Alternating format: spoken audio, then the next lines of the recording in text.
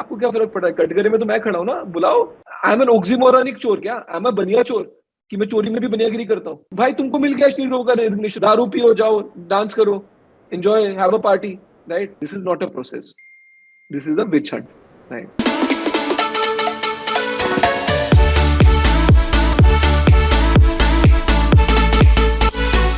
Fintech unicorn Bharat पे के सह संस्थापक और प्रबंध निदेशक अशनीर ग्रोवर ने अपने पद से इस्तीफा दे दिया है। अशनीर ग्रोवर ने अपने इस्तीफे में कहा है कि कुछ लोगों द्वारा साल 2022 की शुरुआत से ही उन पर और उनके परिवार पर निराधार आरोप लगाए जा रहे हैं, जो उनकी और कंपनी की प्रतिष्ठा को नुकसान पहुंचा रहे हैं। इस त्याग पत्र में उन्होंने लिखा है, मैं सिर ऊंचा करके कहता हूं कि आज ये कंपनी फिनटेक की दुनिया में एक लीडर के रूप में खड़ी है। अशनीर ने अपने इस्तीफे में लिखा है, मैं इसे भारी मन से लिखता हूं क्योंकि आज मुझे कंपनी को अलविदा कहने के लिए मजबूर किया जा रहा है, जिसका मैं संस्थापक हूं। उन्होंने लिखा है, 2022 की शुरुआत के बाद से दुर्भाग्य से मैं कुछ लोगों द्वारा मुझ पर और मेरे परिवार पर निराधार और लक्षित हमलों में उलझा हुआ हूं, जो न केवल मुझे और मेरी प्रतिष्ठा को नुकसान पहुंचाने के लिए तैयार है, बल्कि कंपनी की प्रतिष्ठा को नुकसान पहुंचाते हैं, जिसे जाहिर तौर पर वो बचाने की कोशिश कर रहे हैं। भारतीय उद्यमिता के चेहरे और भारतीय युवाओं के लिए खुद का व्यवसाय बनाने की प्रेरणा के रूप में माने जाने से अब मैं अपने निवेशकों और प्रबंधन के खिलाफ एक लंबी अकेले लड़ाई लड़ते हुए खुद को बर्बाद कर रहा हूं।